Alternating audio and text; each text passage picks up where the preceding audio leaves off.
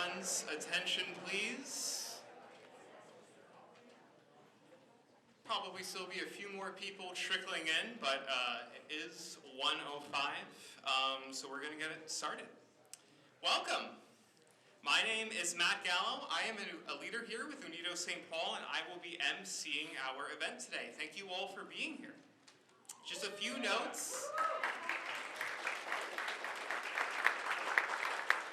Just a few notes before we begin. Drinking water and bathrooms are right outside over there to your left. We have a slight change to our agenda. On your agenda, it says that Ryan is going to be speaking first. Instead, we are just going to be swapping his place with Joe Paolo. So they're just swapping their order. It's really not going to change too much. And we will be recording and taking photos throughout the event today. If you are uncomfortable with your picture being taken or being on a recording, just talk to our comms team at the back at the end of the session here today. So we're here today to chart St. Paul's clean heat future, to learn what the city of St. Paul is doing and will be doing on clean heat and how we can take action together. But why clean heat? In brief, our planet's climate is changing because we burn fossil fuels. Unidos St. Paul is committed to leading community-scale climate action to help the city transition off of fossil fuels. We focus on organizing neighborhoods to create equitable and clean energy solutions. And before I get a little too far ahead of myself, Mayor Carter has informed us that he will be about 10 to 15 minutes late today. But back to fossil fuels. Any fossil fuel we burn, whether it's to power electricity, heat our homes, move our vehicles, harm our planet and our neighbors. Already, we face the consequences of extreme and shifting weather and its impact on the economy, the environment, our health, and our food system. We're in a period of climate denial by our federal government, which is why that cities can and must lead. St. Paul shares Minnesota's goal of decarbonizing by 2050, but we know that we need action right here, right now, today. Right now, our buildings are the largest source of greenhouse gas emissions in St. Paul, which mostly refers to the gas that we use to heat them. It's a massive question. How do we stop burning gas? It's a question we need to be answering together. There are many pieces that need to be put together to solve this puzzle. There's thermal energy networks, replacing our gas appliances, weatherizing our homes. Those are all pieces of that puzzle. Each of these solutions needs to be implemented in a way that also gives options to people of all incomes and are desperately needed in communities suffering the most from air pollution. Answering these questions and discovering how these puzzle pieces fit together is what we're trying to solve together here today. Now we have a great panel of speakers that I'm excited to introduce you all to. We will be joined today first by Joe Paolo, the training coordinator here for Local 455. Unidos leader Narayan Nazare, Dan King, Chief Technology Officer of Darcy Solutions, Dr. Missy Stults, Director of Sustainability and Innovations of Ann Arbor, Michigan, Paolo Speirn, Geothermal Program Developer of Cooperative Energy Futures, the Mayor of the City of St. Paul, Melvin Carter, here to announce his vision for St. Paul, including how we're using our franchise agreement to hit our climate goals. And again, note that Mayor Carter will be joining us shortly. And last, but certainly not least, Unidos leader Josiah Gregg on what we can do together to take climate action.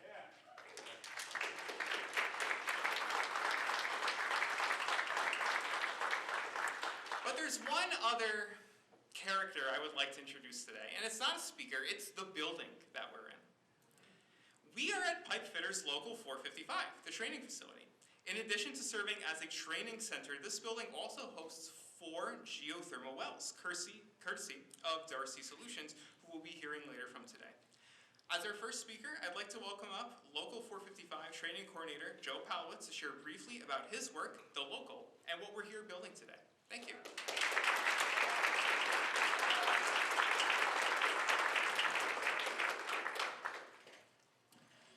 Good afternoon, and on behalf of the St. Paul Steam Fitters Pipe Fitters, I'd like to welcome you to our training center. We're proud to have you here for this important conversation on clean and sustainable energy. This building is where we train the next generation of pipe fitters. skilled tradespeople who build, install, and maintain the piping systems that keep our communities healthy, safe, and moving forward. We've been training here since 2015, continuing a proud local tradition of pipe fitting that goes back to 1904. From heating and cooling, to water treatment, to power plants, and now emerging clean energy projects like geothermal systems, pipe fitters are the ones that make these systems work. Every connection, every weld, every test matters, because what we build carries the energy, water, and resources people rely on every day. That's why today's conversation means a lot to us. The future of energy depends on collaboration between community organizations, innovators, and skilled workers. And as pipe fitters, we know that real progress happens when people come together to turn good ideas into lasting, reliable infrastructure. Thank you for the work you're doing to promote sustainability and for choosing our training center as your space to share knowledge and ideas. We're proud to be part of the effort to build a cleaner, stronger future together. Thank you.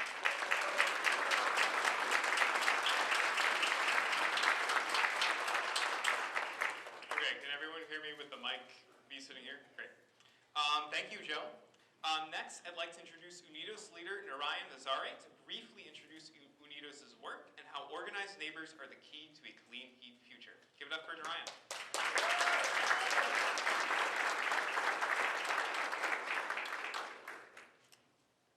Good afternoon, everyone, and thank you all for being here today. My name is Narayan Nazare, and I came to the United States in the fall of 2016 from India, chasing the American dream, although I didn't quite know what it meant back then. After graduating with a degree in mechanical engineering from Michigan 2 years later, I moved around, taking up several jobs in different states before finding my footing in St. Paul, Minnesota. This city quickly became my home away from home, so go St. Paul. I'm deeply grateful for all the opportunities and life experiences this country has given to me. The planet Earth is awesome. It has everything from very tall mountains to very deep oceans, from tiny microscopic phytoplanktons that produce more than 60% of our oxygen to the mighty blue whales that have been around for more than 2 million years. And yet, all these natural wonders are under siege today because of man-made climate change. For years, I used to tell myself that I care about this planet, but honestly, the most I ever did was put I Love Oceans bumper sticker on the back of my car. And as a non-immigrant worker on a work visa, I used to think that I'm powerless to bring change. And then I found Unidos and realized that I can be powerful too.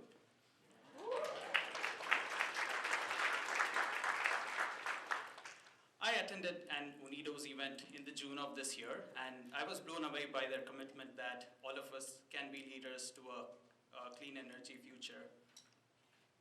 Unlike some activist groups, Unidos doesn't rely on public protests. Rather, we believe in driving lasting change through community outreach, collaboration with the local government, partnerships with other nonprofits, and empowering individuals like myself to take action. In my 4 years in St. Paul, I've seen the climate effects firsthand. More unhealthy air quality days, winters that getting milder every year, and neighborhoods that's struggling with their energy bills and rising insurance rates. And working with Unidos, I've realized how much more the city could be doing to make this transition sooner.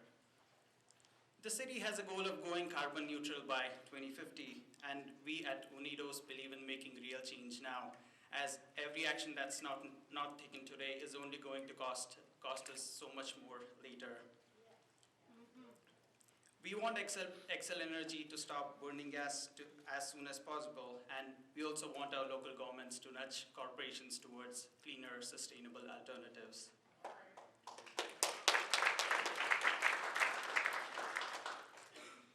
At this time of political polarization, misinformation, and fake news, it's more important than ever that we roll up our sleeves, get our neighbors together, and get to work. I've come to realize that the true American dream is about striving for a world where tolerance, coexistence, and living in harmony with nature are the driving principles. The American dream is also a place where all sentient beings are treated with compassion and respect.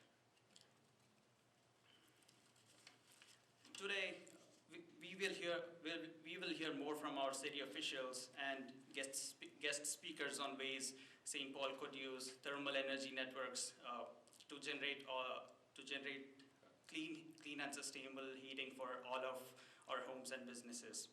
I now yield the stage to Matt, who is going to introduce the next speaker. Thank you.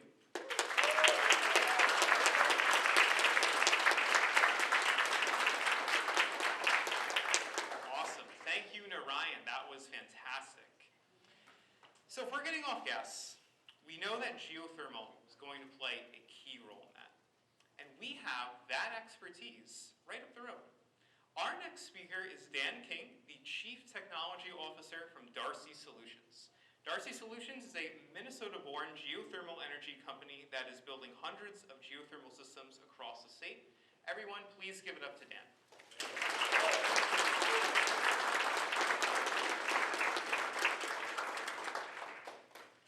Thank you. Thank you for having me, and thanks everyone for being here on this Sunday afternoon. This is a great crowd, a great gathering of community groups, private companies, service providers.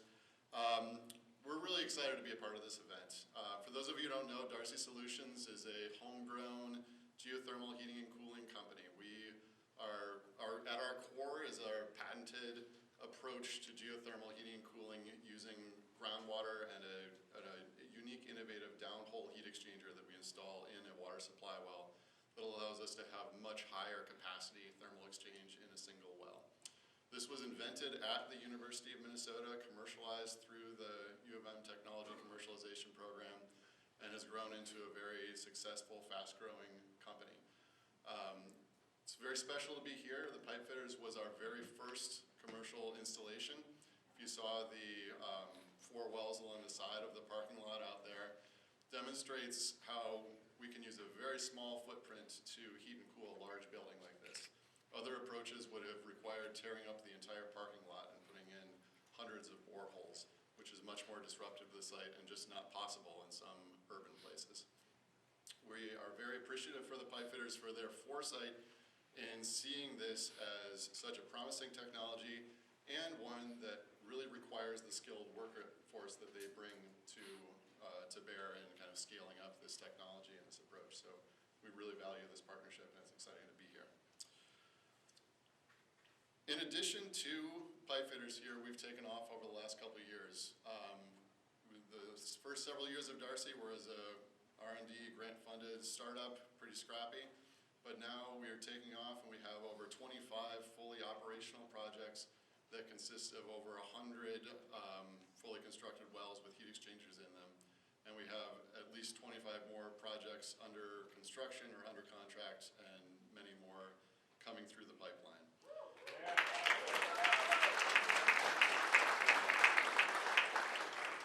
Just here in St. Paul, we have a really exciting hotbed of activity. Como Zoo was one of our very first projects we looked at along the pipelines. And we're finally doing the drilling and installation of that system now, and we're really excited to have that come up and running. We're also currently installing at the Hamlin Midway St. Paul Public Library, which is another exciting project. Hidden River Middle School, and we're currently drilling at McAllister College right now too to provide I'm probably missing some more St. Paul projects. I just remember we'll be doing the St. Paul, a building at least at the St. Paul Airport here soon too, which is exciting as well. And one of the most exciting projects here in St. Paul and nearby here is the Heights. Where we are excited to be involved on a couple of different fronts, both installing a very large geothermal installation for Xcel Energy at their new service center. It's really inspiring. It is the gas operations center, but it's going to be largely gas-free. There's going to be still one small gas line going to it because they need that for testing some equipment, but it's essentially going to be a fully electrified building for their gas distribution. And we're also very excited to be partnering with Evergreen Energy on the thermal energy network being installed on the rest of the Heights that is going to be one of the largest largest and most exciting thermal energy networks in the state. We'll be providing the geo-exchange, and Evergreen is going to be doing the ambient loop that connects all the buildings. And that's going to be a great, exciting example that I'm sure we'll hear more about today as a real anchor of the activities going on here in St. Paul.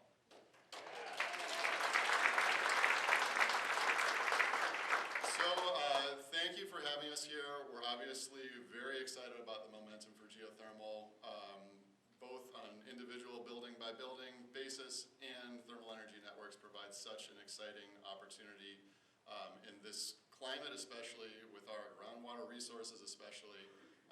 We have a lot of the pieces in place to really take off and scale geothermal heating and cooling in the coming years, and we're really excited for all of your energy that you're bringing to this movement. Thank you.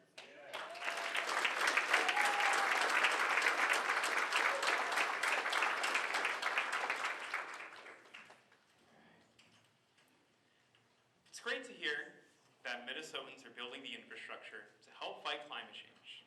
Our next speaker joins us all the way from a different state, from Ann Arbor, Michigan, where she's built a sustainable energy utility which has changed the way cities nationwide are thinking about the transition to clean heat. Please welcome everyone Dr. Missy Stults, Director of Sustainability and Innovations of Ann Arbor.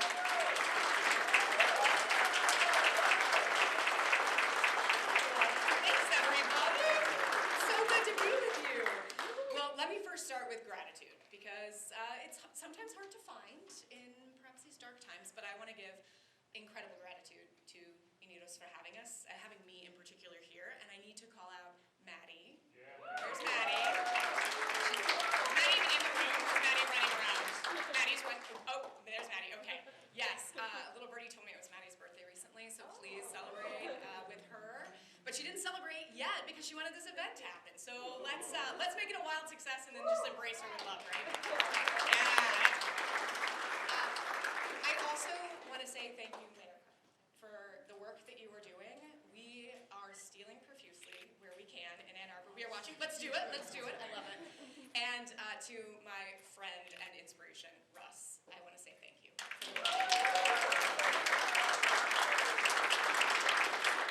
And then thank you to our union partners for opening your space to us, but much more deeply than that, being a sustained collaborator as we're thinking about what a just transition looks like for everybody in this workplace. So thank you for your commitment. All right, it is truly an honor to be here. I got to walk around a little bit. I love the Twin Cities. I've been here many, many times. It is beautiful, and it's also a really beautiful time of year. I can attempt to use the mic, but I am very tall, so I will give it a go. Yeah, I can do the lapel. All right, I'll work on it. Is this better? Okay, great. How many of you have been to Ann Arbor? Oh, amazing. Yes, great. Okay. For those who don't know, welcome to Michigan. Ann Arbor is right about here, okay?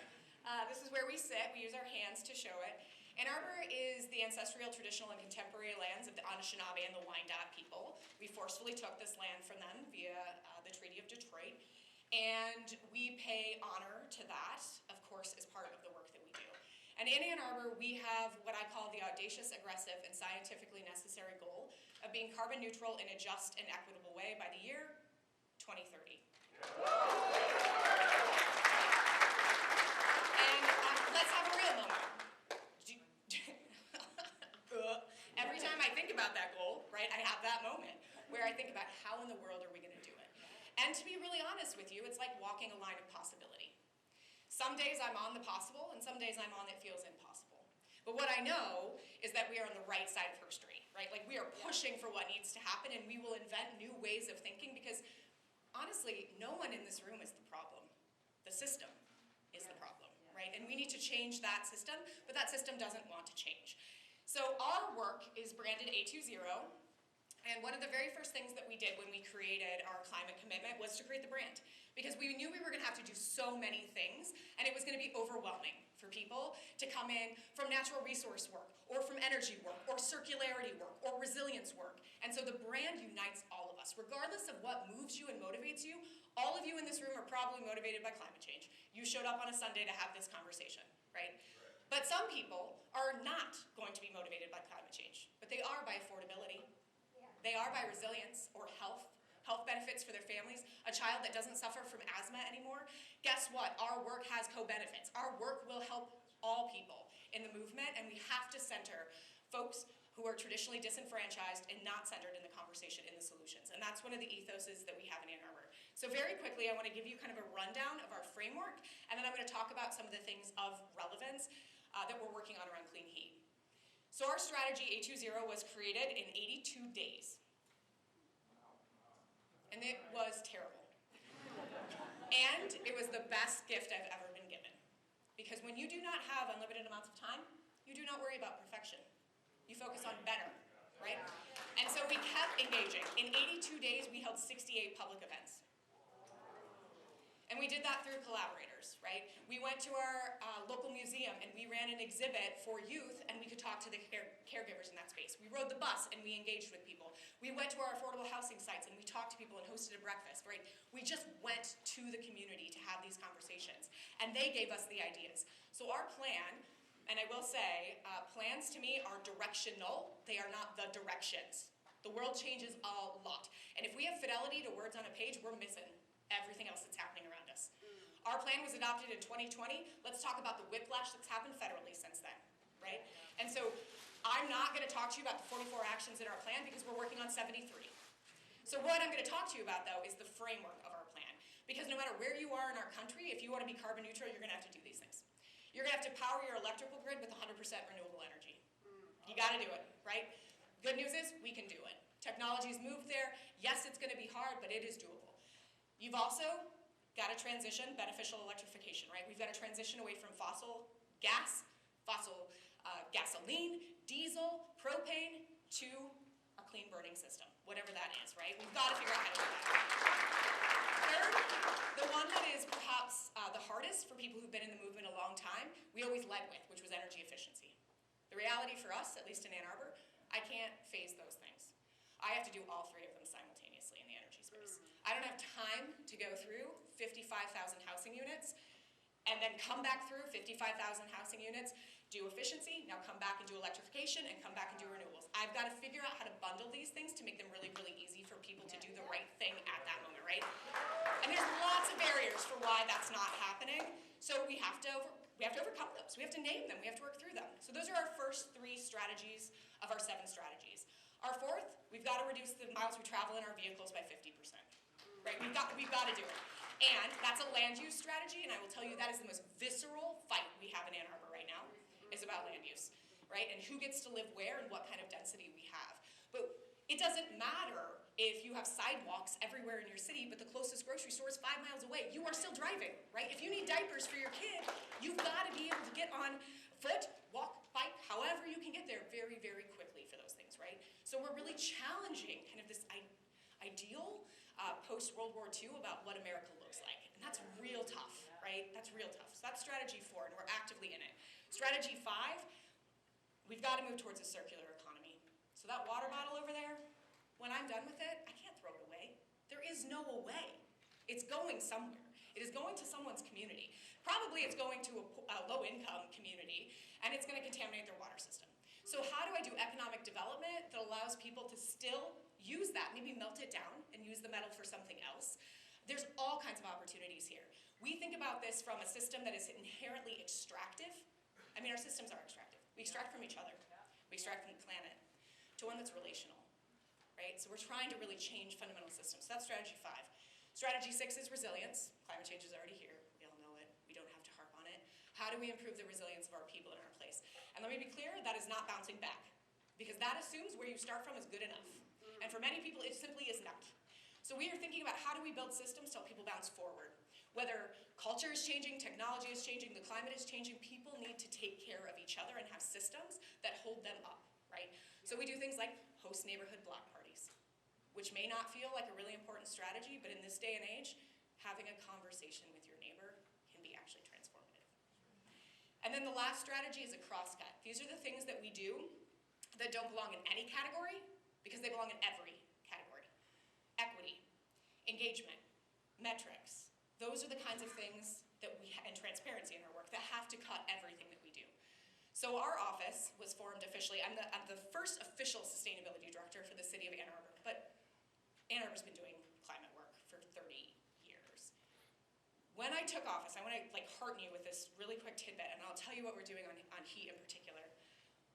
When I took office, I was guaranteed a staff and a pretty notable budget. When I actually came into office, no one who was at dinner last night can answer this question. They slid my budget to me. Does anyone want to guess what my budget was? First year. $151. True story, right? $151. That wasn't even enough to cover printing costs at City Hall, right? Because we all have to share that printer. And I know you're not supposed to print, but y'all, sometimes you gotta print some things, okay? It's just like real. So, we started there. We had 4 staff. Myself, I became the 4th. 1 was permanent and 2 were temporary, right? So, we didn't have much to work with. We had more than many other places. And we had a community who was really excited about climate and sustainability, but we had never invested in it at scale. Fast forward to today, I've been at the city for 7.5 months. We have a budget of $10 million. We have a full-time staff of 19.5, right?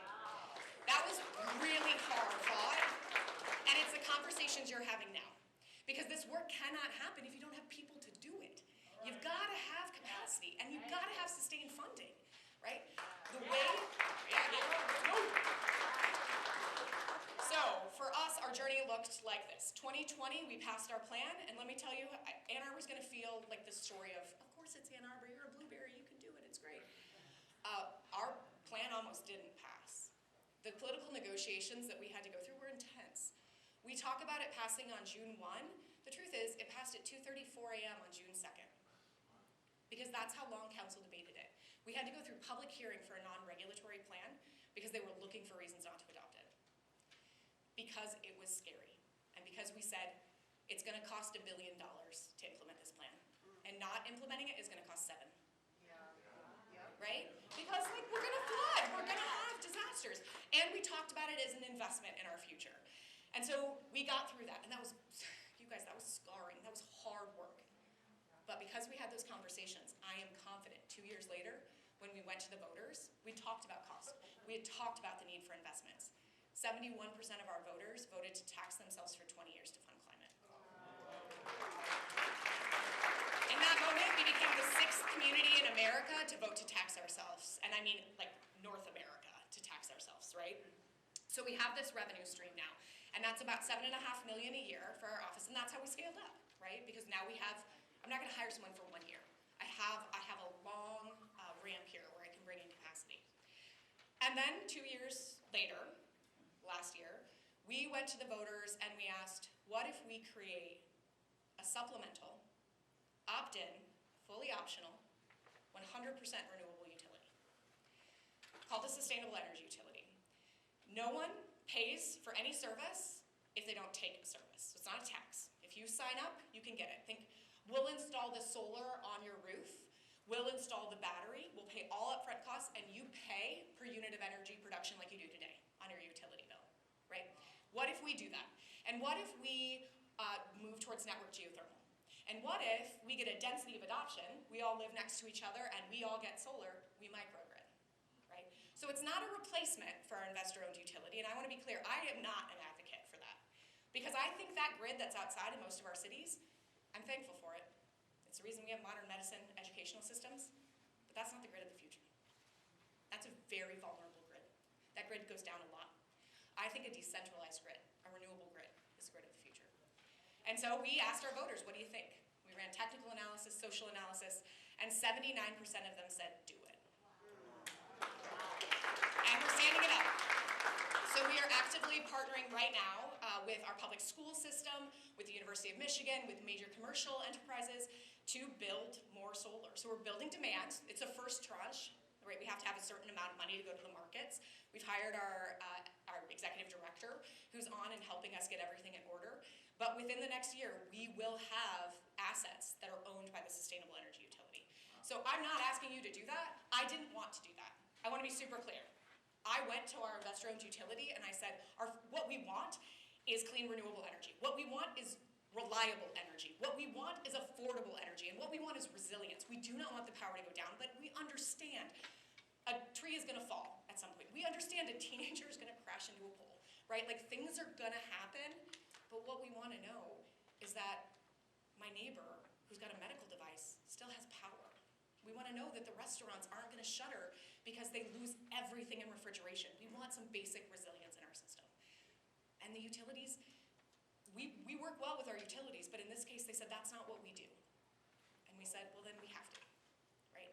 So you can learn more about it. It's called the Sustainable Energy Utility. You can sign up for our newsletter and just kind of see how things are progressing. We're documenting everything we can so people can replicate where it makes sense. But again, I want to be clear, that wasn't my goal, because I actually see solutions in the energy system as possible. What I struggle with when I think about decarbonizing a city is how the hell am I going to get you out of a car, right? Like that makes me nervous.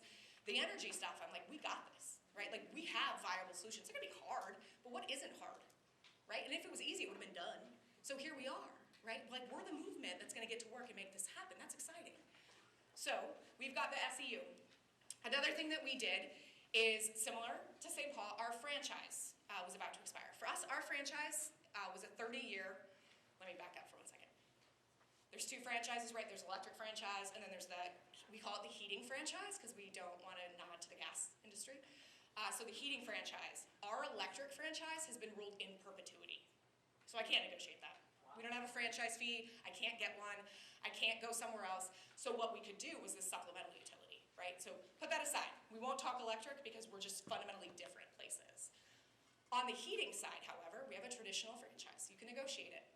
No one that we knew of had actively negotiated climate into a heating franchise, like deeply negotiated it. So we went to our council. Our franchise was set to expire in 2027, and we said, can we get permission to try to see what we can push on here? And they said, go. So for 18 months, we negotiated with our utility, and it was, I want to be clear, it was tense but lovely. I mean, honestly, people really care, right? So you may not like the organization, but most of the people in these organizations are good people, right? They want to do the right thing. They care deeply. They live in the community with you. They know we're flooding. They know we have extreme heat. They're experiencing everything you are too.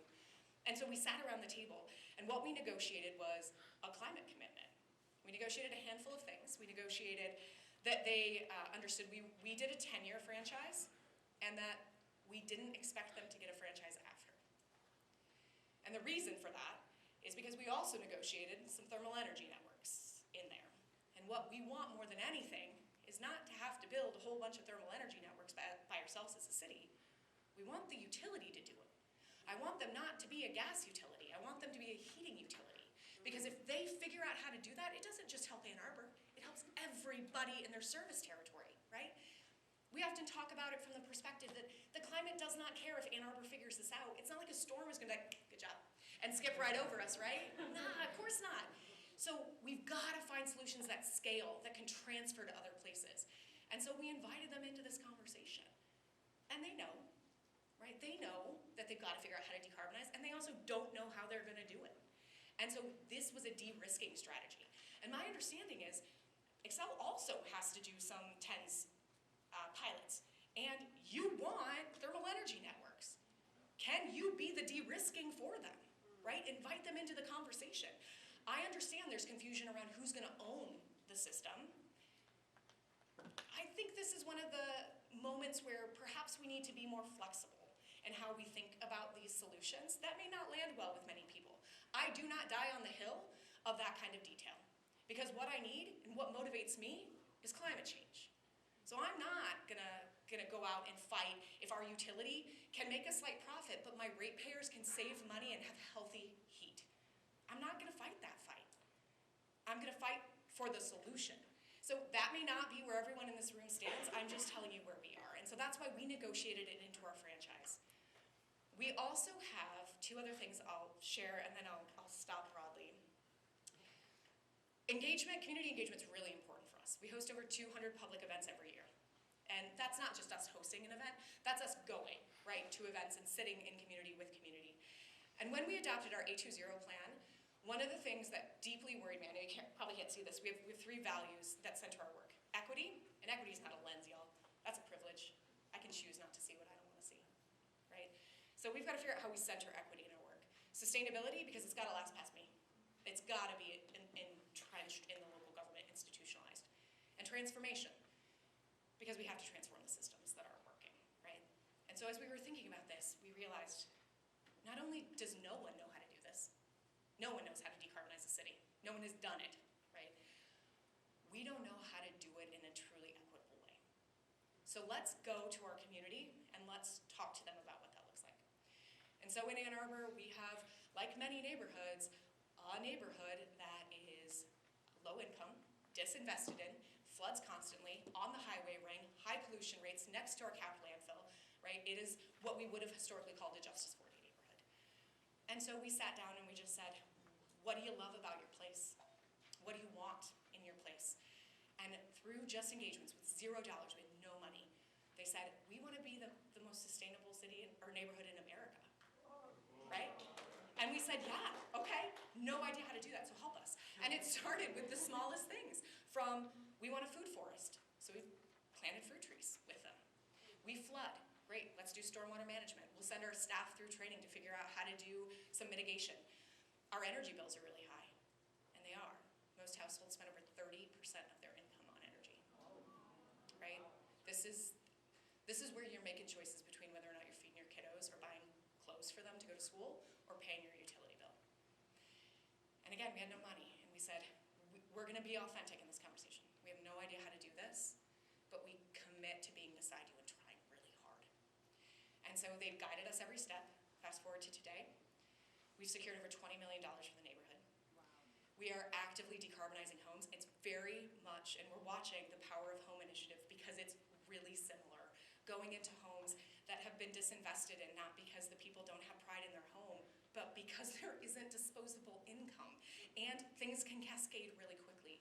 So it's helping people make improvements like mold remediation, like removing asbestos in the insulation that's in their walls, and then putting in new insulation and replacing gas appliances with electric and giving them solar and storage. And oh, by the way, we won a DOE grant to do a thermal energy network for that neighborhood too. So we have designed the majority of that system. We're at about an 85% design. By end of the year, we'll have 100% design, and we'll be going out for bid to build that project. 262 homes, a school, a community center, and this is our model. We're gonna figure out how this works. So that's our work in Bryant, and I'll be honest, the things that keep me up at night are things like gentrification. And we talk about it with the residents, right? It's real, it's a risk, and they also have the right to have investments in their home. They also have the right to be safe and healthy and happy in that space. And most residents want to stay in that space. So we're working constantly with the residents to determine what that project looks like. The other one I just want to share quickly is we are doing a study throughout the entire city of geothermal. So we've hired Stantec. We did a citywide analysis of where we've got hotspots that could be our next installations. And we've whittled it down to the next 3 most viable candidates, and we're doing on-site testing and doing interviews with stakeholders to get their thermal load. So we are kind of moving forward, and I understand you're thinking about the same thing. What's your plan for the clean heat transition? That's exactly where we are too. So I am super excited about the collaboration. We are watching, we are ready in the wings to help prop you up and tell your story, because that's what we need more than anything. As I close, I'll just say, y'all, light shines brightest in the dark, and boy is it a dark moment, but we can be a light. And that's what local governments are. It does not matter the politics about why we're flooding. What matters is that we get together, get to work to make sure we have a resilient community that's thriving for every person. You're gonna do it, and I'm gonna steal from you. So thanks so much.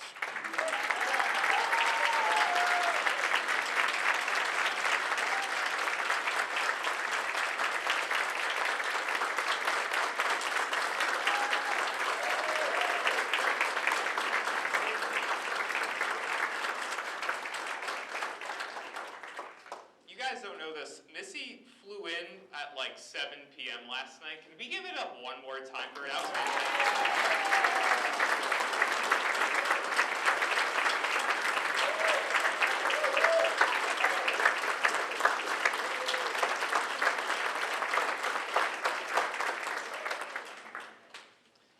Missy's work in Ann Arbor is a great blueprint on how cities can lead the fight against climate change. But exciting work is being done to transition us away from natural gas all over the country, including right here in St. Paul. Next up, I'd like to introduce Paolo, Geothermal Program Developer at Cooperative Energy Futures. He'll share a bit about how Cooperative Energy Futures is working to build a revolutionary type of thermal energy network pilot, a member-owned network built in already existing homes here in the Twin Cities. Please welcome Paolo.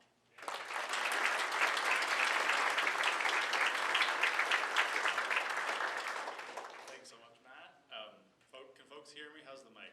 Is that good? A little more? How's that? Okay. Us tall people have, it's like, that's great. Matt, thanks for that intro. To Local 455, thanks so much for having me at this event. Unidos, thank you so much. Maddie, shout out for organizing this. I'm very grateful for a lot of things. I'm not so grateful for being slotted after Missy. I feel like maybe if I had gotten to have some input there, I might have made a different choice. Yeah, so special to be here with you all. Again, my name is Paolo Speirn. I work for Cooperative Energy Futures, and we're a member-owned clean energy cooperative. So we build energy infrastructure that belongs to people, not to corporate utilities. So no matter what someone's income is, or if they have access to credit, or if they rent or own their home, they can become part of our co-op and get access to clean energy as though they had solar panels right on their own home. All the same benefits, but none of the barriers. I'll talk a little bit more about our work in a minute, but first, I wanted to linger a little bit on the natural gas system. We're here to talk about clean heat, and there are a lot of folks in the room who know a lot about why it's so important to be moving to clean heat. But I think it's worth thinking for a minute where our heat comes from now and why we do need to get off of natural gas as quickly as we can. What are we moving away from and why? Natural gas has become super normalized, right? It's been in our lives and in our homes for decades now. And it's been sold as a sort of more friendly fossil fuel, right? There's talking points about how, it's not quite as bad as coal, which, depending on how you do some of that emissions calculations, might not even be true. And it has this great insidious name, natural gas, right? Oh, gosh. So what do we know? What I like to call fossil gas that we use in Minnesota comes from North Dakota, Oklahoma, and a few other states. To get it, companies use what's called hydraulic fracking to break open the earth, permanently disfigure the landscape, and bring all these toxins to the surface that just sit in these open pits. They're disgusting. And then it gets transported, poisoning the people who work with it, the communities that it moves through, right? These are often extremely disinvested communities that have faced all kinds of harm, and they're just being exposed to more toxins. And then, as it's being transported, it leaks. And since natural gas is mostly methane, which sounds much less friendly, it's a potent greenhouse gas, right? So once that methane leaks and is in our atmosphere, it's 20 to 80 times more potent of a greenhouse gas than carbon dioxide. And then it's piped into our homes. Once it's in our homes, it breaks down into nitrogen dioxide and small particulate matter. This causes asthma in children. It makes asthma worse for people who already have it. It increases our risk of chronic lung disease in adults. As families, we've been asked to let this hazard into our homes, to ignore the damage it's doing to our communities, to the earth, and to our bodies. Now the good thing, now that I've freaked everybody out, we were talking before about is there a Halloween angle on this? It's kind of spooky. So if anyone has an idea for how to dress as natural gas, an invisible gas, I'd be very keen to hear it. But the good thing is, it doesn't have to be this way. As you're hearing today, Unidos, the city of St. Paul, inspirational leaders from other parts of the country, Darcy Solutions, and so many other organizations are working to deliver clean heat to our communities. The natural gas system is not a fact of nature. How we get our heat is a choice that we make as a community, and we can choose to switch away from gas.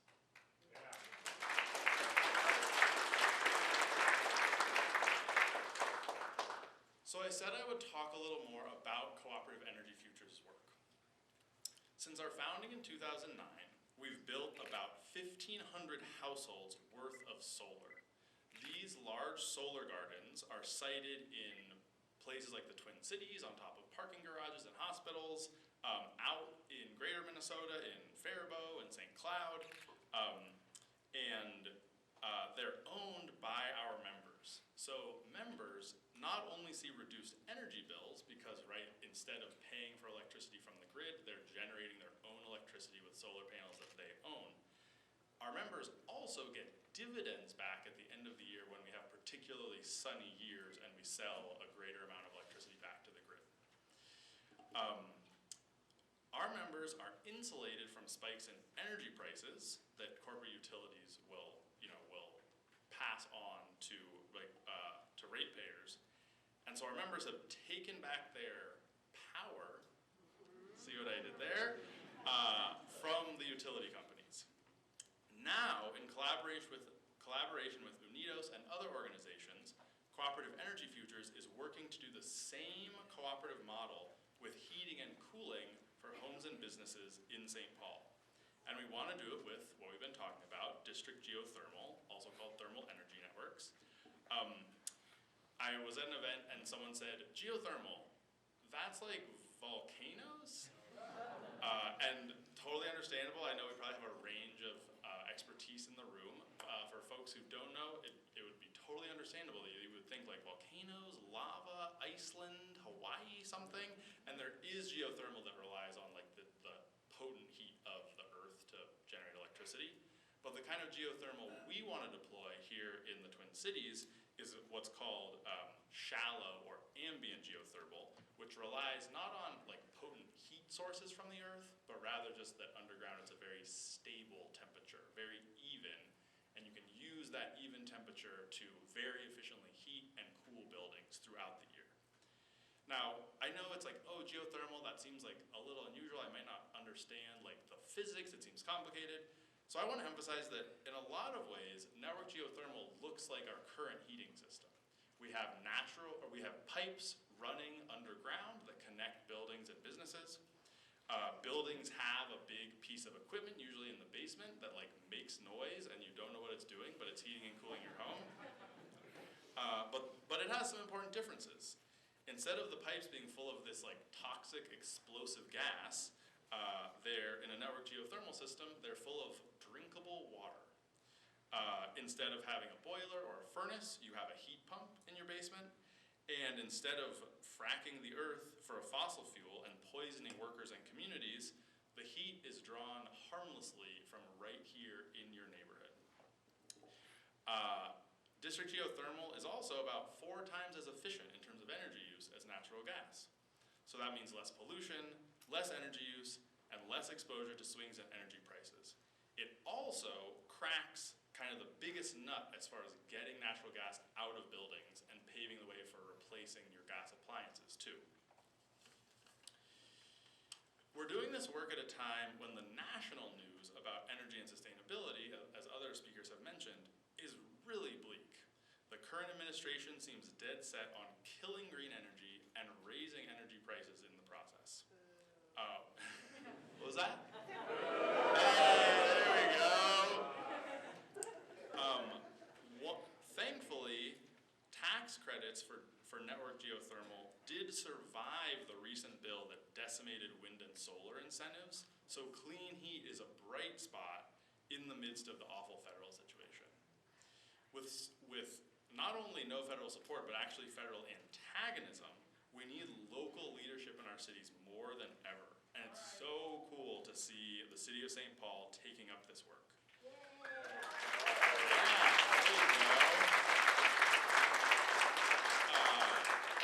In collaboration with Unidos and other organizations, Cooperative Energy Futures is exploring bringing network geothermal to the Midway neighborhood, to the former Ham's Brewery site, and other sites around St. Paul.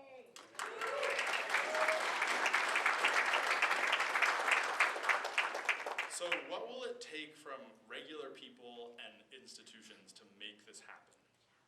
One funny thing about geothermal is that it's pretty much invisible, right? Like Dan King was pointing out, oh, that, there's the wells out in the parking lot, but like when you connect to network geothermal, no one is gonna notice, right? It's not an EV in your driveway or like a cool e-bike bike or solar panels on your house, right? It's pretty much invisible.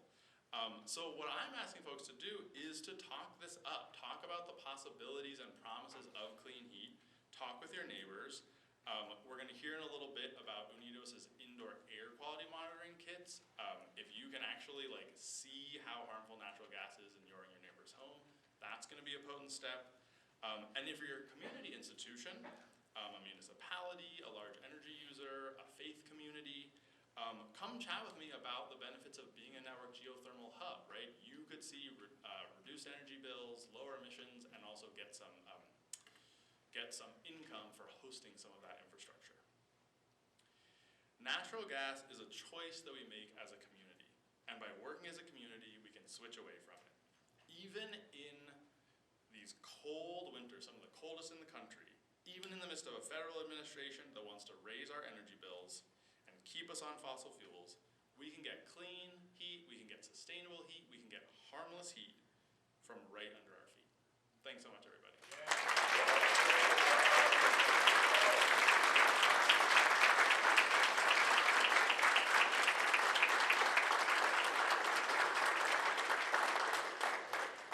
Thank you, Paolo. Unidos is working alongside Cooperative Energy Futures to build these pilots in both Minneapolis and St. Paul. And we invite you to connect with either Paolo or someone in an Unidos shirt at the end of the program to join in helping make these networks possible. I am eager to present our penultimate speaker, someone who has the power to bring sweeping climate action to our city. Unidos was enthusiastic to see the Power of Home program put forward by Mayor Carter last year, and together we fought to protect funding for this program for 2026.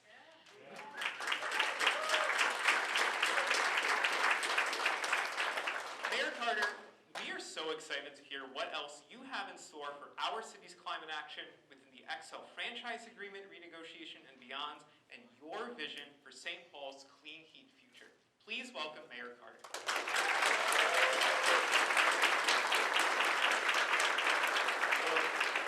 Thank you very much. I don't know if that was a big introduction, and I appreciate it greatly. What a gathering today. Congratulations for all of you all, for your work, for your push, and for this incredible turnout today. Give it up for yourself.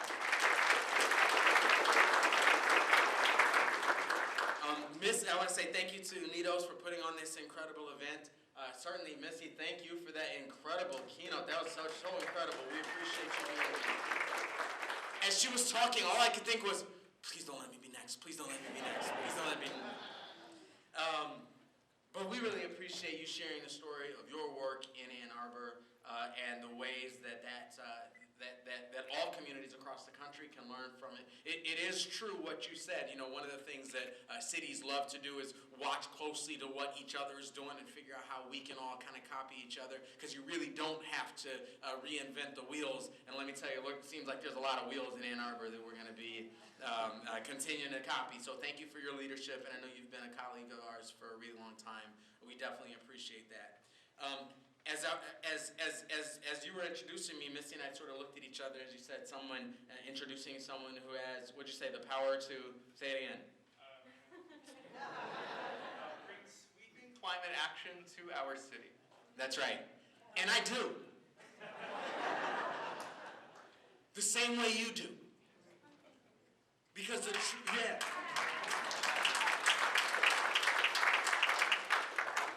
Because one of the things that I've learned is, let me tell you, if I walk into City Hall, whatever I say, if folks think, oh, that's just Melvin talking again, we won't be able to build many wheels to what we're trying to do.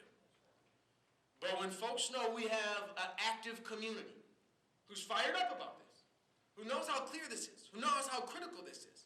Because let me tell you, sometimes I show up and talk about climate, and folks look at me and say, hey, you're not from one of the coasts, what are you doing? But, and I'll tell you, as a young person growing up in this community, and I tell Russ this a lot, give it up for our Chief Resilience Officer, Russ Stark.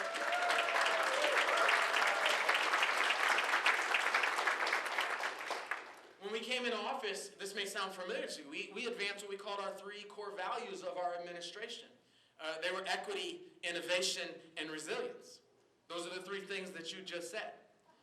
And those are the three things that we decided. You know what? If I can show you on the 6th floor somewhere, those 4 people on the 6th floor, that's the equity team. Or those 7 folks on the 12th floor, that's the climate team. That's the quickest way to know we're not serious about this stuff. It's got to be a way of life. It can't just be a side project that a couple folks are working on somewhere. It's got to be a core of what we're doing.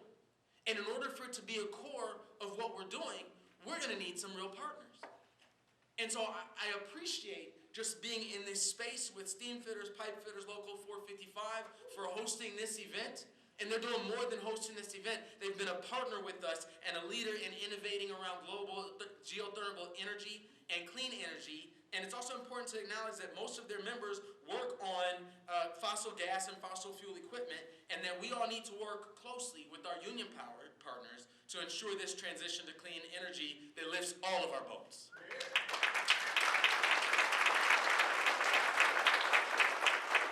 I saw myself in a number of things that you said, Missy, and I was one of those young people as we talk about this connection between our equity goals and our climate goals. I remember thinking as a young person, yeah, those polar bears are important to me. By the way, we have a brand new polar bear at Como Zoo. Go see her when you get a chance. Those manatees are important to me. That ozone layer is important to me, but it can feel somewhat theoretical when I know that my neighbors are struggling with housing insecurity. When I know that so many of my friends are struggling with healthcare challenges. And we don't always connect some of the things that we experience right here every single day to our climate crisis. Let me tell you, as a young person who grew up right along the I-94 corridor, our most heavily car-trafficked area of the state, it never occurred to me that the reason Donnie and the reason so many of my friends had chronic asthma might have something to do with all these toxins that are in the air next to us. So as a young person who's noticed that our winters seem a little different than they used to be, and as somebody who's noticed that our river seems to flood more and higher than it used to be, that we're saying the words 100-year flood a little more than it seems like. We ought to say that once every 100 years, it seems. We experience a lot of the impacts of climate crisis. We don't always name them that way. When 400,000 pounds of limestone falls from a cliff to one of our busiest streets, we don't always necessarily connect that to our climate crisis. When it feels like we never used to have all these potholes before. When I was a kid, it froze in Minnesota somewhere around October 15th, and it thawed somewhere around like July 15th. And this year it'll freeze and thaw in October, and it'll freeze and thaw in November. And I've told folks before, what's happening with our streets is like if you took your ice tray and every time the temperature goes under 32 degrees, you put it in the freezer, and every time it goes over 32 degrees, you unplug your freezer. Like, that's what's happening to our streets right now. We don't always connect all of these things. But that's why our work on climate has got to be clear. It's got to be centralized. It's got to be like heart work at the center of literally every single thing that we do. That's why we're pushing so aggressively in our climate action work in recent years. That work's focused on reducing greenhouse gas emissions from the energy and transportation sectors. We go about this work by building partnerships with every other level of government, with our community and community-based organizations, with businesses, with institutions, with neighbors. I know we're here specifically to talk about clean heat, and we have a lot to celebrate here in St. Paul. Our climate action work also extends well beyond clean heat, to initiatives like our EV car share and the EV spot network, to initiatives like the investments we make in bikeways and supporting public transit improvements, those types of density stuff. We never have to fight in St. Paul over density, over bike lanes, over things like that, by the way. So it's interesting hearing you say what that's like. And our transition to clean vehicles, including Fire Engine 7, our state's first fully electric fire engine.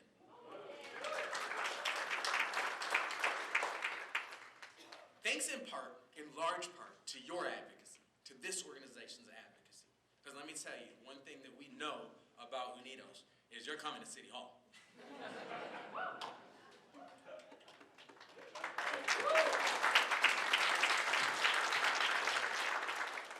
One of the first network geothermal heating and cooling systems in the state is being constructed at the Heights that will serve about 1,000 new residents and a few light industrial businesses with affordable clean heat. Thanks to your work, your advocacy, and the work of our incredible staff at the city, we're installing geothermal systems at Como Zoo that will serve our primates and polar bears buildings, and we'll switch a third building over to electric heating with plans to keep making progress in the years to come where that's concerned.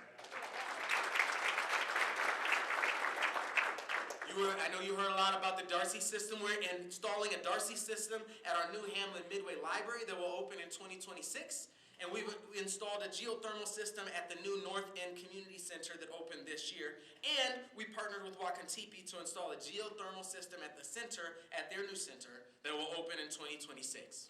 We're doing a lot of work. You know, we do this work standing on the shoulders of leaders in St. Paul's previous chapters, who had the vision and foresight to turn an old steam-based district heating system into downtown St. Paul into the country's largest hot water district system at District Energy St. Paul, which serves about 33 million square feet of space with district heating, and in many cases also domestic hot water and cooling. With our partners at District Energy, we're excited to be working toward a future vision of a decarbonized downtown.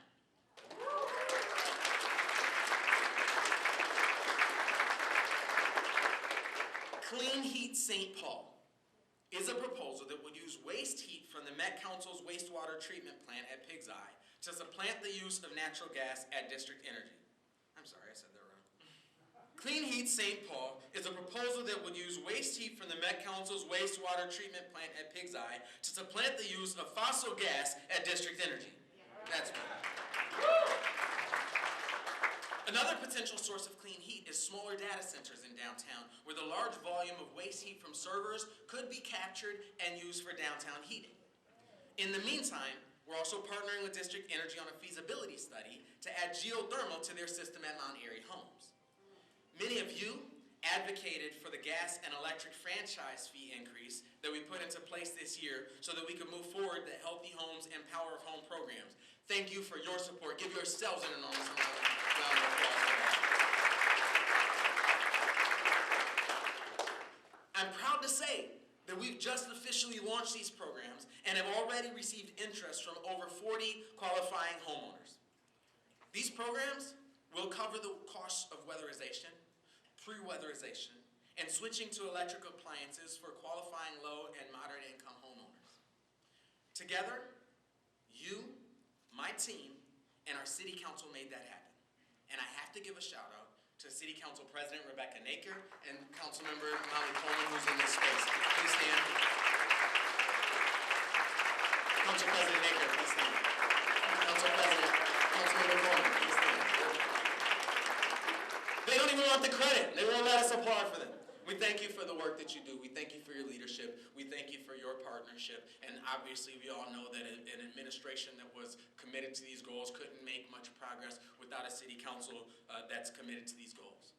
Here in St. Paul, we're proud of the progress we've made in partnership with Xcel Energy in working toward clean, reliable, and affordable energy.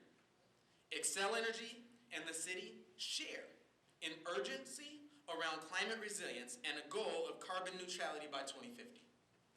We're just beginning to talk with Xcel about updating their gas and electricity franchise agreements. We want to work with them to also clarify how we'll work together in the future to meet our climate goals, including the need to transition to clean heat by 2050. To that end, we will pursue a moratorium of understanding with Xcel alongside the franchise agreements to develop some clear guidance for how we will work together toward our climate goals.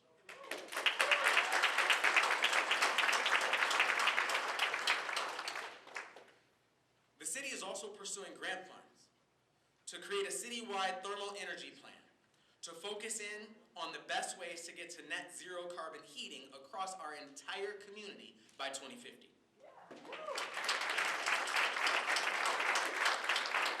This will include solutions like decarbonizing district energy, networked geothermal systems such as the Heights, and programs like Healthy Homes and Power of Home, where we can weatherize and use air source heat pumps to move away from fossil gases. We have a lot of work to do. And sometimes that mountain we have to climb to fight this climate crisis can feel downright impossible. You know, I know that you, like me, look at CNN, or we turn on the TV and look at Fox News. No, not Fox News. And we see story after story that tells us that this climate crisis is actually more pronounced, is actually more immediate, is actually more impactful than we even thought yesterday. And it can feel debilitating. It can feel paralyzing to know that Marion Wright Edelman once said, boy, the sea seems so big and my boat seems so small. But let me tell you, when we do this work in partnership with cities like Ann Arbor, when we do this work together, we know that we're taking on the impossible. But I want to spend just a moment on that word. Because let me tell you, I spend a lot of time sharing with folks what I'm proud of. And when I tell them what I'm proudest of, the work that we've done in St. Paul, it's our climate work. I'm proud of the 50 miles of new bike lanes that we've built in the last couple of years. I'm proud of the miles of new bike lanes that we're planning to build right now.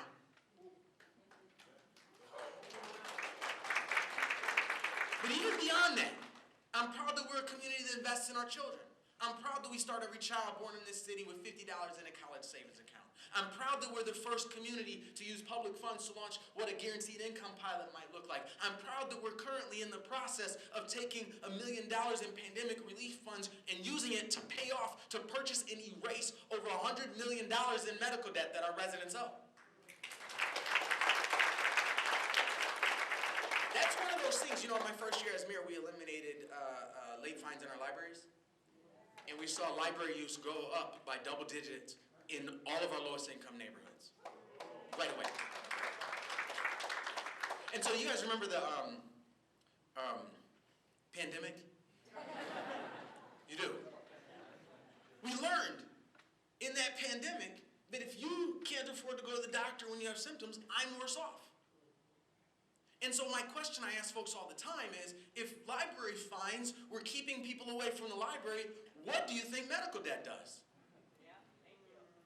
I say all of that to say that all of the things that I'm proudest of that we're doing in St. Paul, all of the things that I'm proudest of to brag on about St. Paul's story has one thing in common, and that's this. The biggest danger to keeping us move those things forward, the biggest thing that could have stopped those things, wasn't a public hearing. It wasn't some legal hurdle. It wasn't thinking through the constitutionality or any of those things. It was the moment in which, in my own mind, it felt impossible. For all of those things, we could have decided that what we're trying to do is impossible. What we're trying to do is unprecedented, because nobody's ever done it before. So let's turn back. I know I'm preaching to the choir in here because nobody in here is the turn back kind of folks. But it's important for us to remember that we've been through tough things before, that we've taken on impossible goals before, and we've pushed to get through them. And let me tell you that the secret to that, the secret to us breaking the ground that we need to break, the secret to us being doing our part on this global climate crisis really is the word that I keep saying. Us. Us doing it together. Us partnering together. Us pushing together. Us innovating together. Us studying together. Us checking out, stealing from Ann Arbor together. Us doing this work together. And not just with us, but with Ann Arbor and with the cities across the country and with the people across our world who know that our future is too important for us to leave to chance. We have work to do, and I sleep better every single night knowing that you all are our partners in getting this done. God bless you, and thank you for being here today.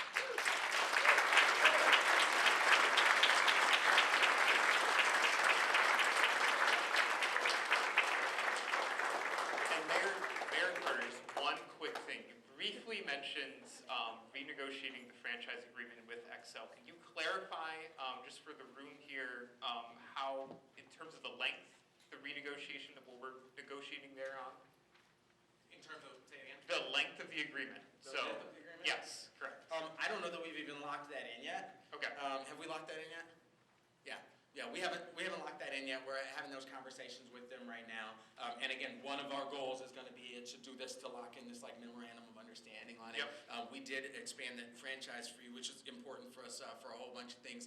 And we worked with our city council and with much of your advocacy to make sure that when we expanded that franchise fee last year, we tied some of those increases to our climate work. That's going to be something that continues to be important to us. And so that's going to be a centerpiece of the conversation from the city's perspective. I don't think we haven't locked in what exactly that timeline is going to be. Okay. Alrighty. Well, give it up again for Mayor Carter.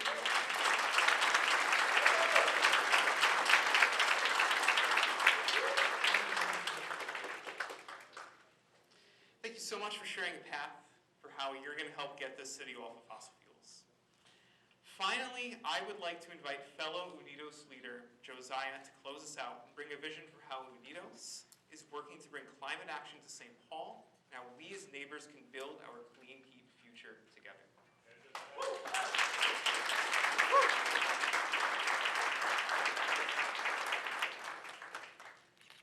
Thanks, Matt. Can everyone hear me? Cool. Okay. Hi, everyone. I'm Josiah Gregg. I'm a leader with Unidos St. Paul. I live in Ward 4, and I'm working on our air quality campaign. Mayor Carter just committed St. Paul to concrete actions to end our dependence on fossil gas.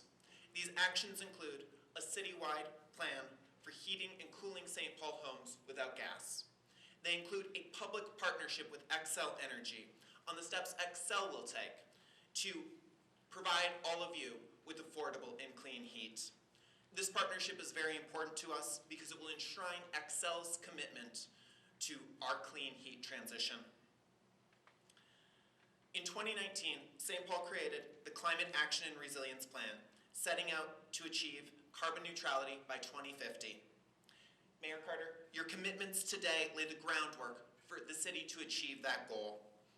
Can we all thank the mayor again for this leadership building our clean heat future?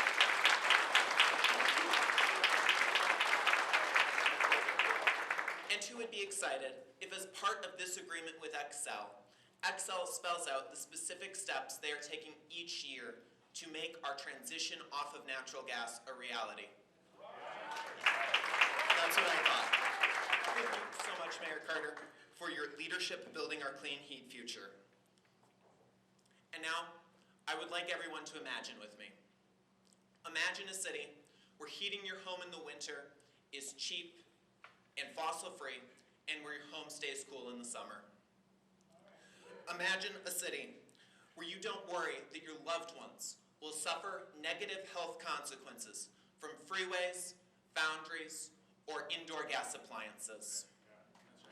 Imagine a city where the heat for your home does not come from burning gas, but from the library, church, or school down the block. And imagine this welcoming city is built by providing your community with good paying union jobs.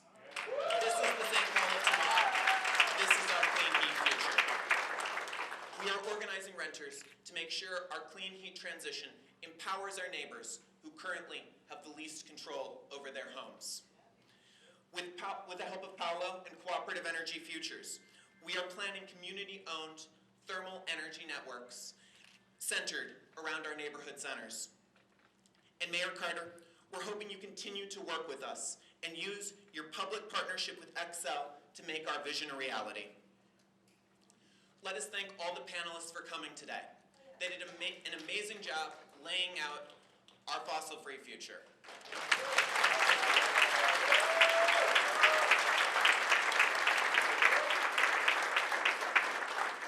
to again thank Joe of the Pipe Fitters Union, not only for hosting us today, and for preparing the unionized workforce we need, but also for letting us in here on his day off.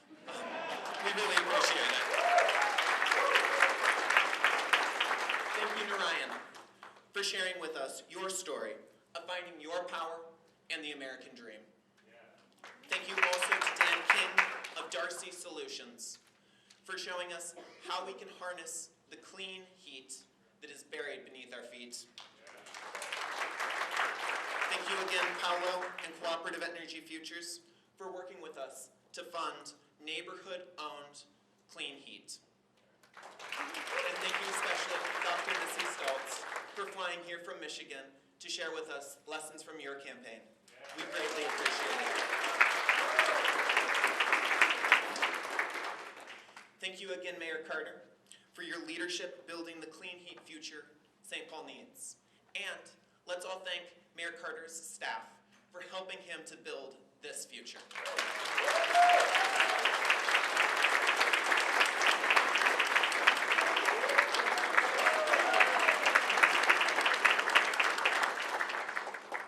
I also want to thank all the other elected officials in the room for their work helping us build the future we need. Thank you.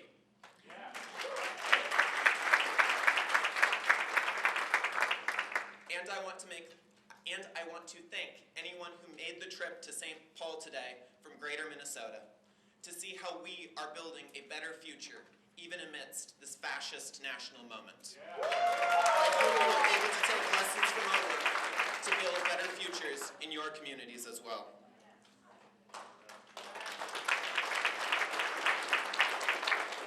We've taken many inspiring steps forward today. Now, I'm excited to talk about what comes next. A moment ago, I had you envision the St. Paul of tomorrow. I want you to bring this image of a healthier, more sustainable, more welcoming St. Paul back to your minds right now. I know all of you have ideas on what the clean heat future of St. Paul looks like. We cannot build the city of tomorrow without your help. We need you to organize with us, to organize with your neighbors and with your community. And just as we need all of you to organize with us, so too we need leadership from each level of our government, both city and state.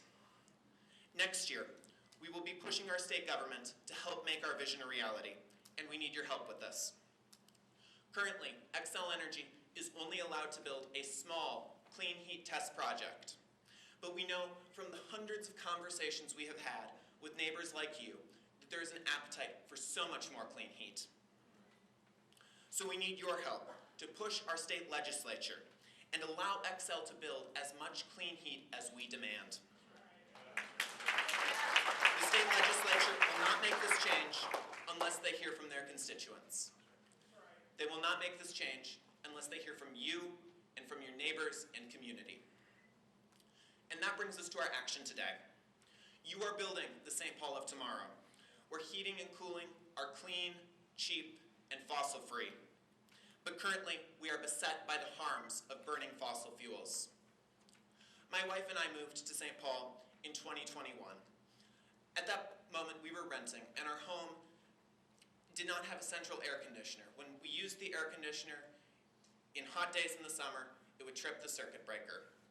And on one occasion, this led my wife to get heat exhaustion because it was so hot.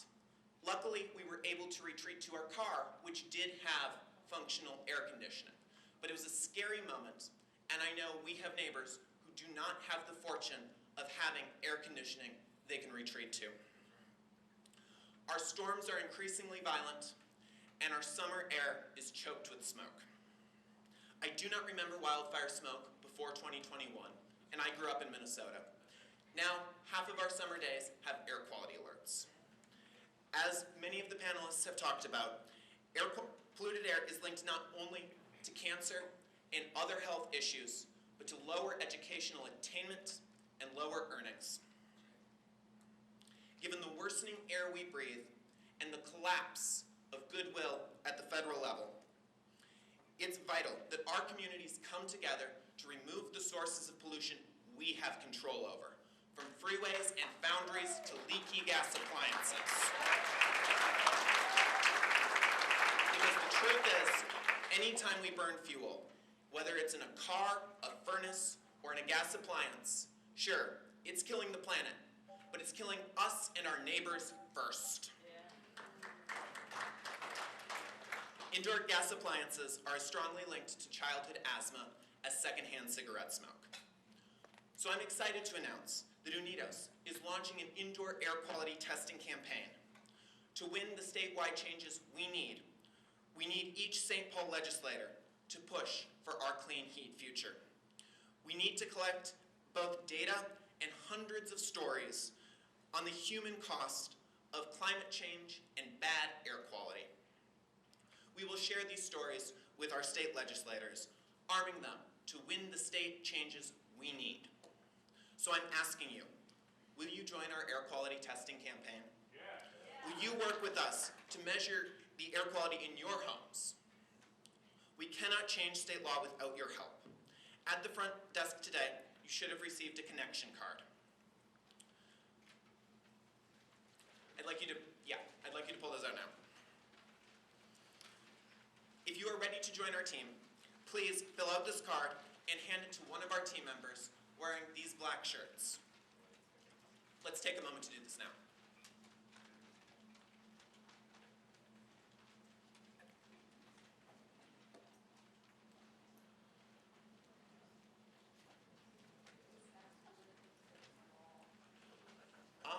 I think our team members would love to connect with you even if you don't live in St. Paul. You can move into St. Paul too. Yes, this is true.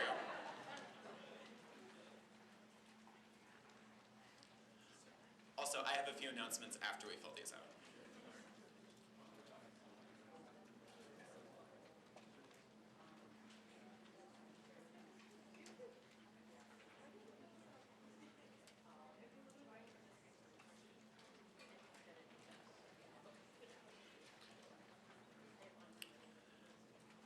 Okay.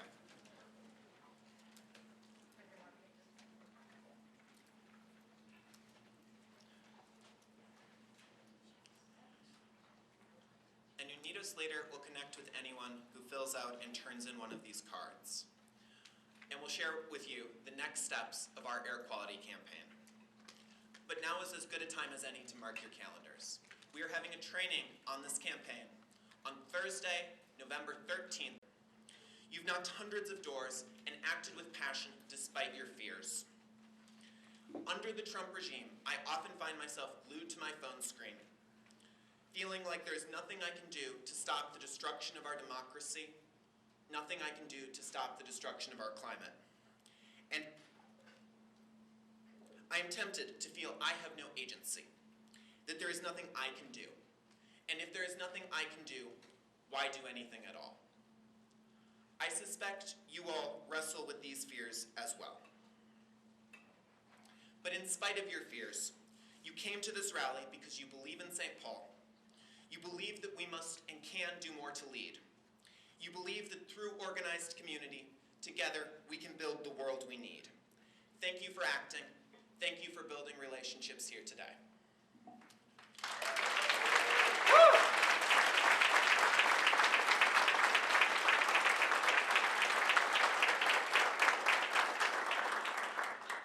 I'm not as tall as everyone else. Thank you, Josiah. That was truly inspiring.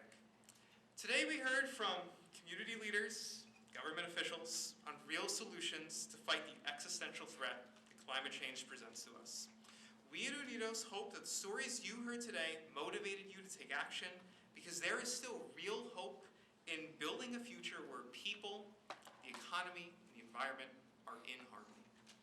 To take action again, please consider joining our air quality monitoring campaign. If interested, talk to someone in an Unidos shirt and hand them your connection card.